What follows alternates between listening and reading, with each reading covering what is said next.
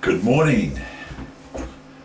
For me it's morning, for all New Zealand and now Australia. Some of them they're 4 hours behind in Perth, so it's 6 AM in Perth. When we have daylight saving in New Zealand, they're 5 hours behind in Perth. So it would be 5 o'clock if daylight saving was in effect at the moment. So anyway, I'm just wondering what Kiwi's up to. Now, I'm a Kiwi too, but I just wonder what he's up to this time.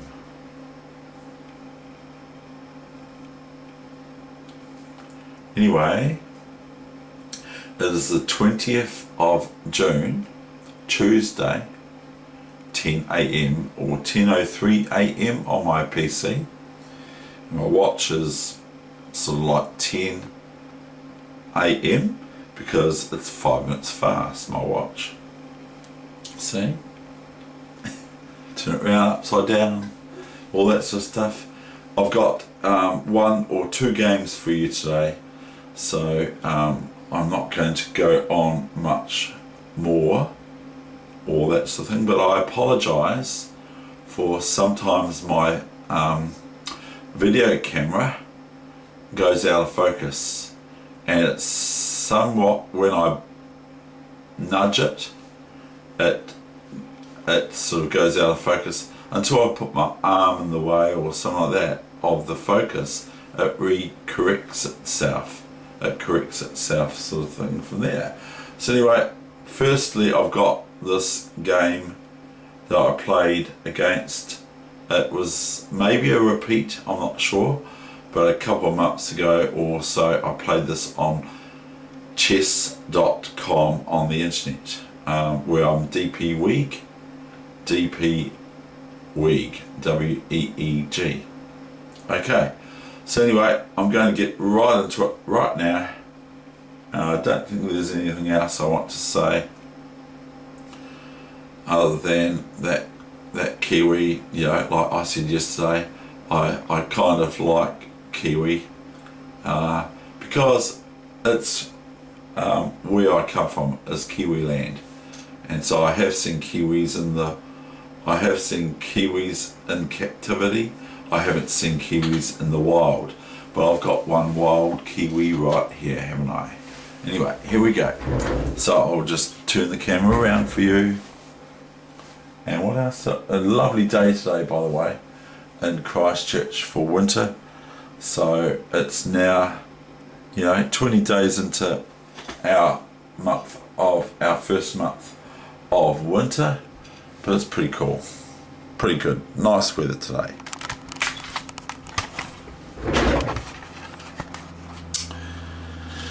What's that on top? Oh, that's a wee Kiwi, isn't it? Have a look. Now I'm going to purposely focus outside. He's got a Kiwi on top of his head. See? Hi. Hello. Hello, Teletubby. Hello. Hello. Hello. How are you? Hello, Teletubby. And here we go. Now, what have you been up to today? What is going on here? I don't even know. You can just try and understand Kiwi, because I don't understand why he's got a baby Kiwi hatching out of an egg. I don't know what he's doing. And he's also got a ribbon round his neck, see? He's got a ribbon round his neck. So I don't know what he's all about today. Anyway, we'll get on with the chess game. I better just, can I take that off the top of your head, Kiwi? Yes, you can. You can take it off the top of my head, the Kiwi. That's my wee little Kiwi baby. Okay, thank you. I'll be very careful not to break or crush the egg or anything like that. Because I could get in trouble if I break a Kiwi egg, wouldn't I? I'd get in trouble with the authorities. of New Zealand and the greater community out there. I'll just put you, see you next time, Kiwi, on the Muppet Show. Not that it is the Muppet Show, but anyway, this is a chess show.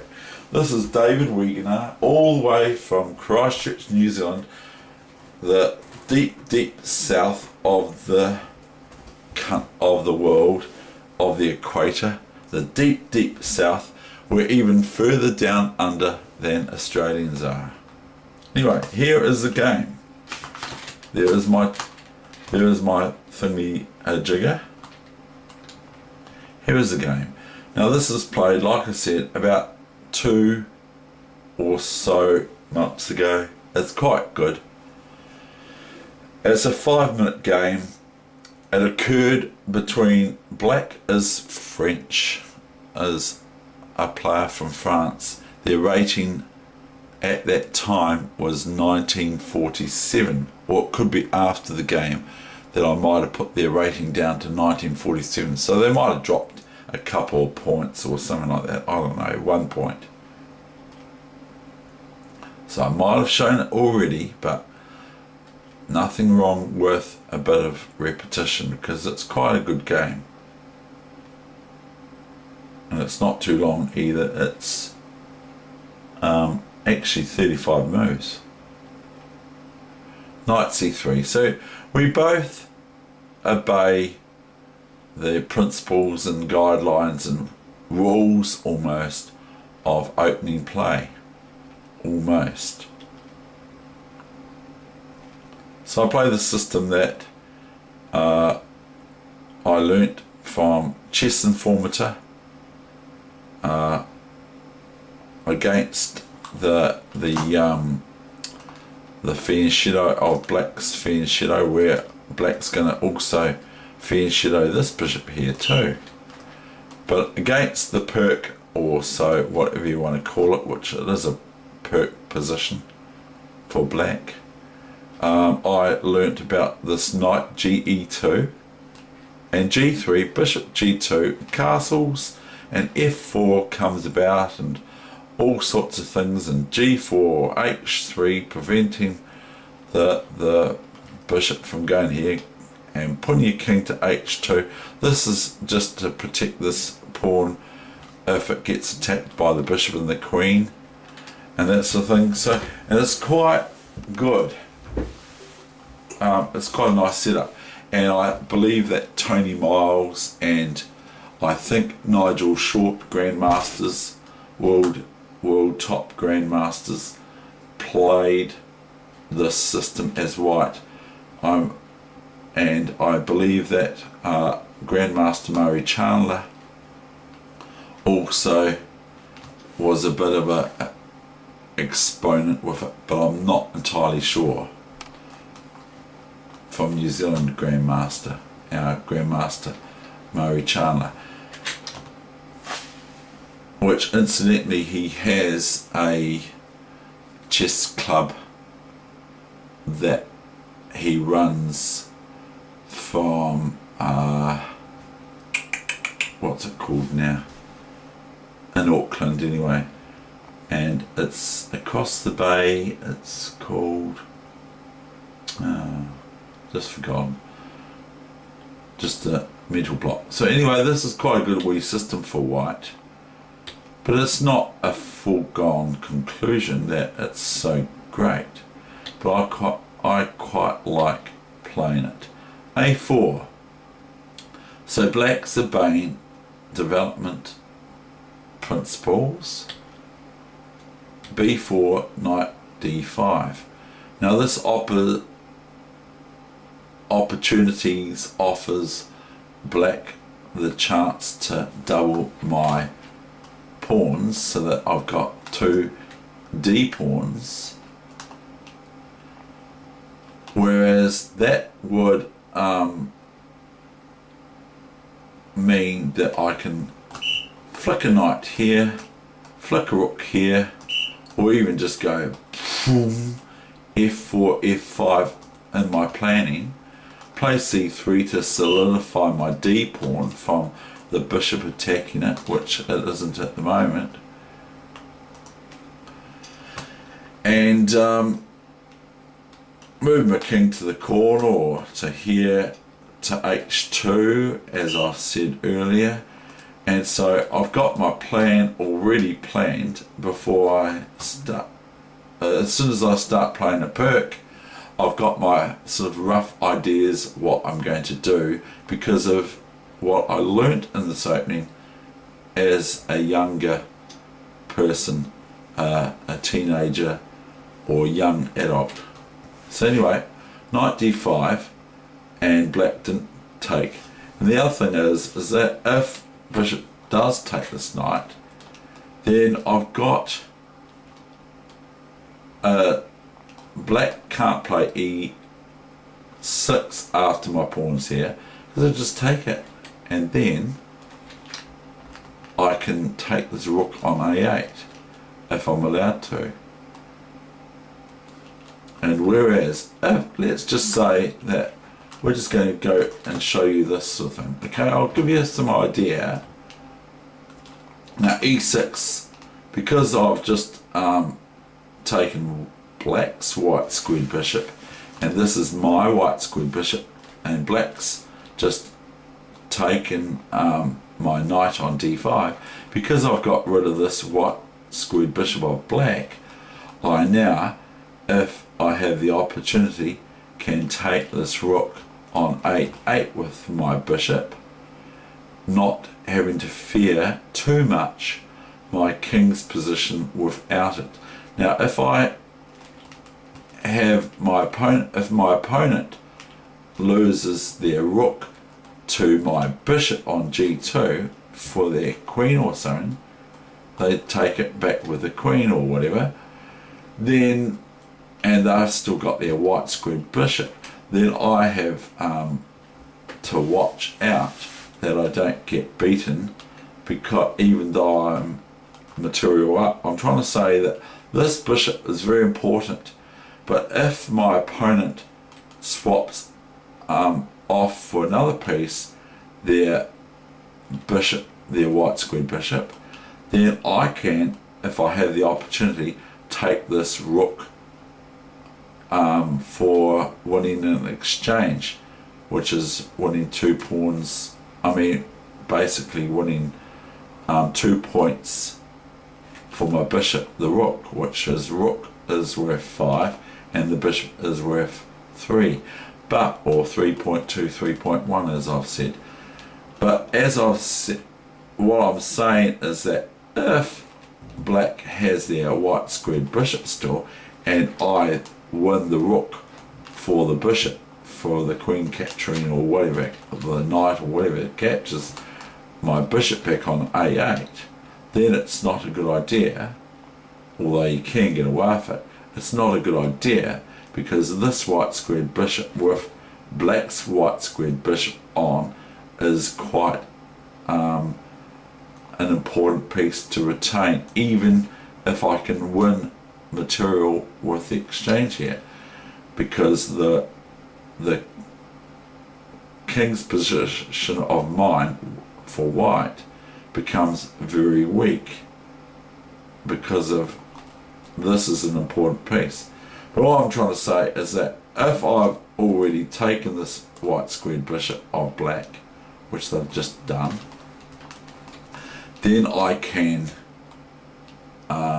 win material with it, because the bishop's not going to have anything against it to attack my king with, where my king is weak. If this bishop has been exchanged off, my white squares around here are good holes, especially if there's a black bishop here and there's no pawn here, a black white squared bishop here. A knight on h3 from black would be checkmate, you see, if the bishop was looming down this a8 to h1 or h1 to a8 diagonal. Then knight h3 is checkmate for. So there you have it. I'm just trying to explain to you now here, if we've got this position, I have got, yes, a doubled pawn, as I've already highlighted and outlined. But the thing is that I can have, because I've got these pawns doubled, I've now got this open, half open e-file. Now if I plant a knight here soon, okay, say for instance black just continues on their merry way, if I plant a knight here, see that even if e5, I can just go chomp, and I'm now getting some serious material here gained. Because let's face it, if, first of all, if here, then I've just got this, okay. Now the bishop is attacked on g7 and the queen is attacked on d8. Now notice this. Now let's just say that if I take this bishop after queen c8, if I take this bishop, black doesn't but does, we'll just say that black wins it back by going king here and sort of thing like that. So let's just have a look at this though. Queen c8, now we've got two moves here, or 3 or 4 or 5 or 6 or 7. We've got rook here, which is quite strong. We've got here, which is quite simple, because queen takes bishop back to get the material that white's just taken the rook, is met with knight c7. Check, check. So black cannot take the knight, cannot move it in the way of the knight because it's a knight check. So the king cannot move something in between the knight to stop its check. And anyway, there's two checks here. There's 1, 2, 3, or there's 1, 2, 3. So they're both checks. So the knight cannot have something interposed to stop it from, so a knight can't go here to stop that check, because knights can move over pieces, etc., and all that sort of stuff. So, and I asked the juniors a couple of weeks ago from Canterbury Juniors, I asked them and they answered correctly. They said a knight can only be, to get out of a knight check, you can, it's only two possible ways. Either take the knight off the board, you know, take it, or move the king. And if it's another piece other than a pawn, if a king is checked by a pawn here, it can either take it, which it can't, or it can move out the way. But it can't move something in the way, can it? Because it's directly only able to move one move, and the pawn's only able to move one move. So, well, other than a pawn or a bishop right dead on, a king would not have. But if it's not protected, this pawn on d4, then black could take it with the king. So anyway, that's some part of it. The other part is this, and we can just take this new variation. You know that, computer, you know that this is a game. We can just merely take this if we so wish, because if here, then black is in big trouble here, elementary trouble. Knight here is forced, because really black doesn't want to play queen e1, although they might, because of queen takes queen. So check. So this would force this, and this is looking like yesterday's game. We can do this, or we can do this, so that if knight takes this is check. If knight takes c6, then we can just go rook e6, king here, d5, and then we're threatening another piece, or we're threatening this, and then we're threatening pawn takes, or after rook takes here, we're threatening as well queen check, and then pawn takes and checkmate soon thereafter. So I will show you that. This is just here anyway. So that's what would happen here for black.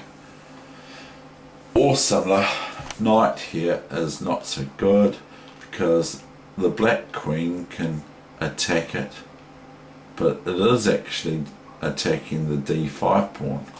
So I mean, if this, I would probably just whack one of these knights off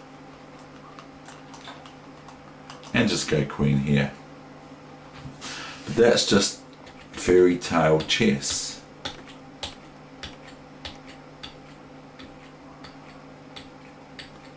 I'm just showing that here this pawn on e6 is restrained, isn't it? So anyway, we're going to go through with the game, the actual, but what I'm saying is this is an open file, half open file, because the pawn from black is in the way of their rooks from performing on the e file. So this is a half open file for my rook, be it this rook or my other rook. And meanwhile, if this knight's not here, I can march this pawn all the way up to f5. This stops, this pawn on d4 prevents black from placing knights on here, and it's very difficult for black to attack this pawn on d5, which is kind of an apex, because I have it defended twice. And if black sets about trying to attack it and then play g5 soon thereafter, I can do what Nimzowitsch says is do the status quo. I can move my knight from f4 to h5 if g5, and this knight's on b6 sort of thing. I can move my knight to h5, thereby this knight attacking my d pawn twice with this knight and this knight. I play knight here. I'm sort of asking the question of this knight, and also I'm attacking this bishop on g7. So let's just show you what I'm talking about, okay? New variation. So let's just say I play c3, g5, knight h5. Now here I'm indirectly keeping the status quo, and also I'm attacking this g pawn with my bishop. Incidentally, if black would play knight b6, I would be provoked to play a5. Then if g5, I would be provoked to play maybe knight here, or maybe just taking here, or maybe still just knight here. But that's the thing, I've got a few ideas here. This would probably be quite a good move, because it sort of forces black to play knight h5, because at the end of the day I'm threatening knight g7 and running away, even if white loses this d pawn on d5 to knight b d5. I just play knight g7, and I can play back here, or I can go back here after the king moves to f8. You see? So this is just kind of gobbledygook, but I'm trying to explain that this position here I would almost have a plan for, because of what I've learned about learnt about this position or this type of setup in my teenage years. So we haven't got e5 here, because we can take like this too, but we can just take en passant, or we could go throw this into the mire, couldn't we? That's another thing we can do. So we could just take this, and hereby we're threatening the knight, and we're also threatening the rook. But as I've already said, it's not a good idea to attack this rook now, because I've just gone and given up my piece on e6. But look at this pawn. So this knight has to go here, and white could just flick in a check, why not? But that would attack this, you see, and then could go a5. Now what's going to happen? So I'm just, this is all gobbledygook, but what's going to happen now? This or this, if here I can go b3, I'm going to get my piece back with interest. I'm going to get my piece back with interest. If the knight goes back here, I just merely take the rook on c8. Or I even think about playing just this. Because look at this, where, you know, like this rook is entangled in a big huge, I can just go boom, open it up, boom, bishop out here, queen here, da da da da da, all sorts of things. I mean, I'm just talking outside the square, but look at this position for white. I mean, black's just got some difficulties, although they can open up their black squared bishop. But if I pin this knight eventually and all that sort of thing, then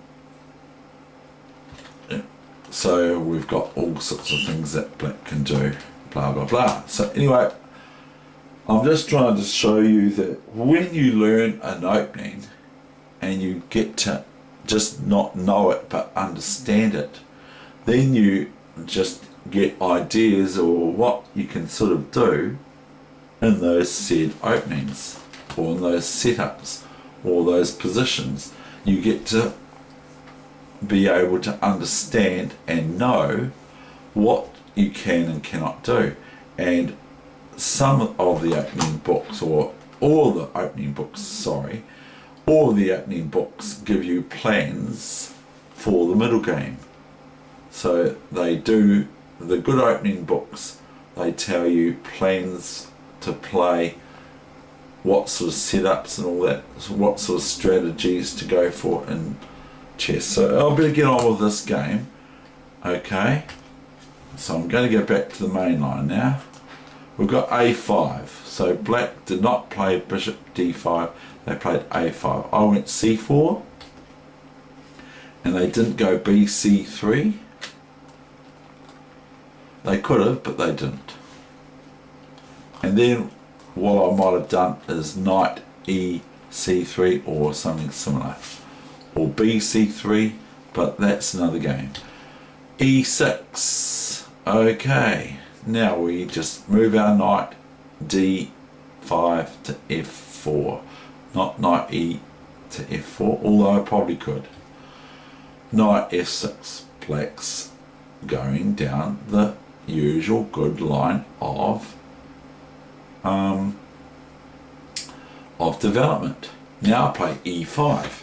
Now this is a 5-minute game on chess.com on the internet with France. New Zealand versus France.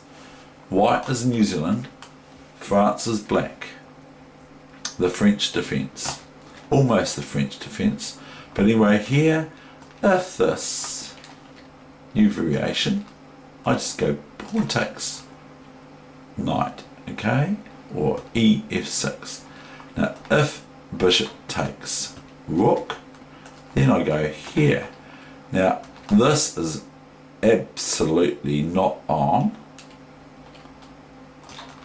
of course, because of this. Queen check. Now the only thing, there's two moves here. There's king up, or there's knight f8. Now if I was black, I'd play knight f8 to secure the queen. So if knight f8, then white just merely plays queen e2, and now I would, for white, be strongly considering the sack. So say for instance this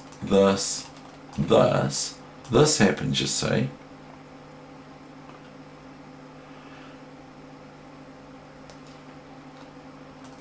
But the resulting position is very, very bad for black. Now if back here, that's going to be ludicrous, because then my rook's going to enter in to the fray with rook e1 check, and then after the next move I've got rook e7 check protected by the bishop on e7, and then it's just about, you know, it doesn't look very far away from my eyes from checkmate, even though my eyes aren't very good. I've told you that. So all I'm saying is that this is a good setup for white. I'm not saying it's impregnable or anything like that, or that you don't have to watch out for black's play, but it's quite good. It's an older system, but it's quite good to play for white, especially if you don't want to delve into the great myriads of theory on the Perk defense or the black Fen Shadow on g7 with their bishop. It's a good system and it's easy to learn and that sort of thing. So anyway, we're going back to the game. a5, c4, e6, knight f4, knight df4, knight f6, e5. Now black did not play bishop g2, they went knight e4.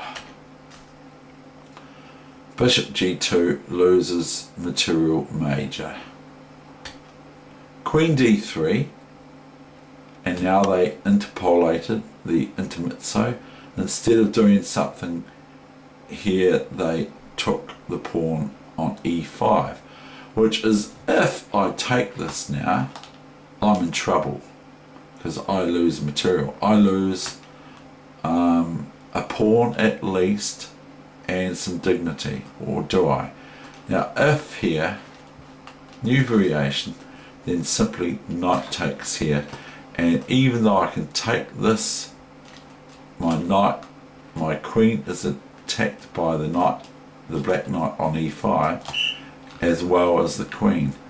Now if I take here, that's all very well, but if my opponent plays like this, that's silly, because I just can take it back, but it's still not great anyway. We'll just show you some stuff here, okay?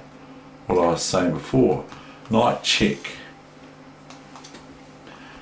And then if we want to be silly, we've got a battery here. A battery, not a bit. We're just going to do this for fun. Can we do it for fun? No, we can't quite do it for fun, because if this knight's not here, this is checkmate, isn't it?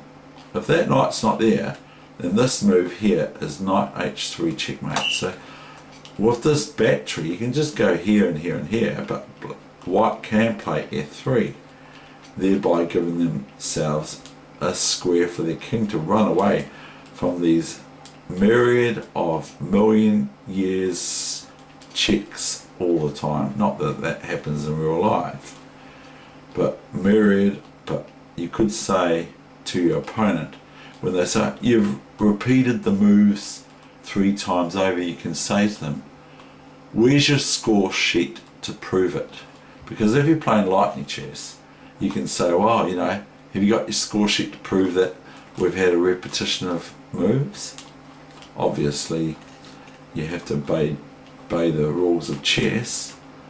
If you repeat the moves 50 times, your opponent can claim a draw, but it's hard if they haven't got a score sheet, isn't it? So anyway, back to the game. All I'm saying is that after DE5, this is no good for white. Cancel.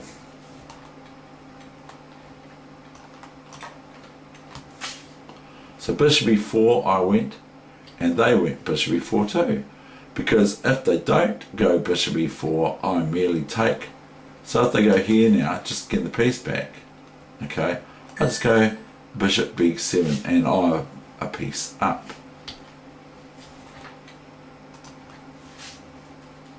So they play bishop. France plays, the French play bishop e4, I play queen e4. ef4, bishop e4. Now I've developed almost. I still have to move a rook to open file or half open file. I still haven't developed completely. Black now castles, I play rook a d1. So I am officially in my books developed. Queen e7. Now I think, well, actually, did my opponent play queen e7? Yes, they did. Now this is a wee trick, you see. So if I take this, okay, new variation, then black starts hampering my bishop on c7 with knight here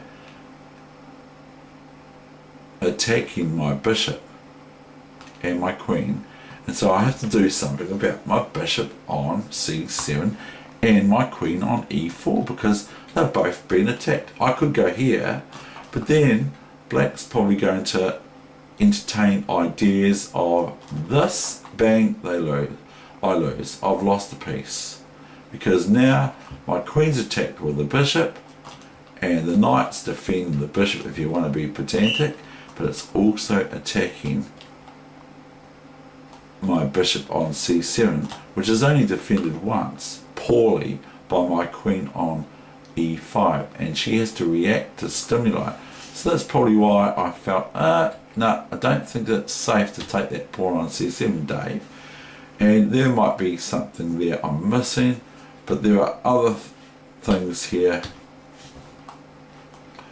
which I say after knight f6 I can play queen b7 here, but then I'm met with rook fc8. I'm not saying I analysed all this, but then I've got rook fc8, and then my bishop is sitting there attacked twice, and the only thing that can defend it is the queen, and if the bishop moves away, the queen goes queen takes b7, and if the bishop doesn't move away, the black queen takes the bishop, not the rook, because if the rook takes it, I can go queen a8 and run away from this position afterwards. So that's just some barrage of analysis that's going to make this video look quite long. b3, rook ac8, rook fe1. Now rook fd8. Now we wriggle our rooks around a wee bit, or my opponent does anyway. I go h4 now. I don't want black to play g5 for some reason, so play h4, plus I'm thinking of flicking that pawn up to h5, I think. Plus I could go rearrange my rooks by moving my king up to here and my rooks over to here, or one rook, be it as it's may, one rook over to here, and start marching this h pawn. And I've also got a wee square for my bishop here, and blah blah blah blah blah. c5. Now I knew all along that I can just play d5 if my opponent plays c5. So now the rook on c8 is looking at nothing kind of thing. So they go e5 and I go bishop g5. I think, well, why not? So just go bishop g5 to go, well, you can either play f6, bishop f6, knight f6. And probably, to be honest, I probably fear knight f6 the most, but my opponent didn't play knight f6, they played f6. And so I thought, well, yeah, you're putting your pawns on black squares, but they're not fixed, so I go back to c1, which is okay. As I've said, in development, it's okay to play your bishop back to the back inaugural square again when your rooks are connected and developed. Queen d6. I think maybe just f5 here for black. So anyway, queen d6, and I go g4. So I'm wanting to prevent or make black think twice about playing f5, which I think looks quite reasonable for black, and I would have probably shot it out as black, even though I'm going to get a position maybe for my bishop on g5 or whatever. I think that was a wee bit overprotective of black to worry about it by playing queen d6. Now comes rook f8, not rook df8, because only one rook can move to f8. And now I can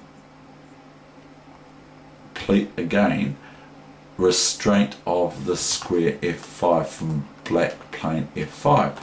Black can play f5, but it's not a good idea.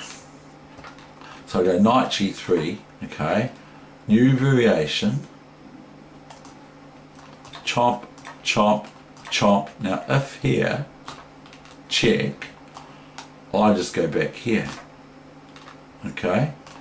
As otherwise, if I don't go back here, if I play something like this, I get into trouble, as I might be waiting for knight e7 check, but my opponent will just merely take this, and thereby they're threatening queen f2 check, as well as just wanting to swap off, and then they're in a winning position.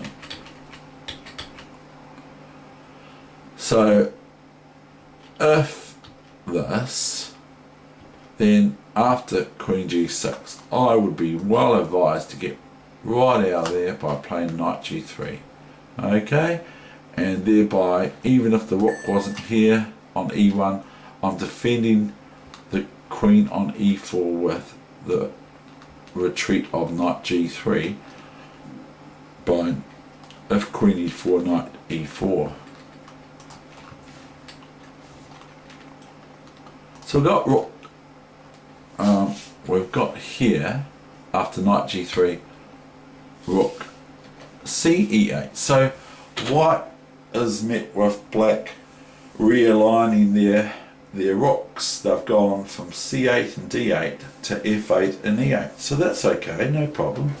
So I think, well, I better keep hitting, because it's good keeping on hitting. If I sit back and do nothing, then black will be able to generate activity or something. Now they actually h5, if now g5, then look how bad, I'm not even going to say it's a new variation, but look how bad that would be for black. But it's not losing, but it's pretty bad, because look at this bad bishop, the naughty one. This is the naughty bishop. Look at how horrible it looks, because it hasn't got much life left after g5. But black does have to do something about h5, because I'm attacking their pawn twice. So they could take on h5, whereby I would have the opportunity of either taking with the pawn, which I probably would, and still I'm restraining black from playing f5 break. But here, this is an ideal station outpost for my white knight on f5 if this position came about, which it didn't. So if black plays here, I would probably, more than likely, even though it's opening up the G file for black's rook and my white rooks, I would probably play GH5. So I'll just show you. New variation. I'll probably play this with the idea of flicking a knight in here. So black might play here, I might play here, which is threatening the queen. I just didn't realise, I didn't even think about it. So that's threatening the queen. And here, by the way, black wouldn't be able to play f5 if it was their move, because now I just go knight f5 and it's restrained. It's not blockaded, as Nimzovich would say, it's only restrained. But it sort of provokes, it sort of prevents black from wanting to play that move, because they're going to lose a pawn at least. So with this position here, black's going to lose their bishop on g7 because there's nothing they can do about it. Let's just say they play queen b8. They'll just go h6, you see. Now, what is black going to do, short of just taking this pawn, which is very good for me, for white. For France, not. For New Zealand, good. For France, not so good. So anyway, h6, what is there to do? You can, if you want to do this, it's no good, because I'm just going to go, I can go knight g7, or I can just go hg7 check, which forces rook g7, because it's check with the pawn. So the apex of the pawn is attacking h8 and nothing on f8.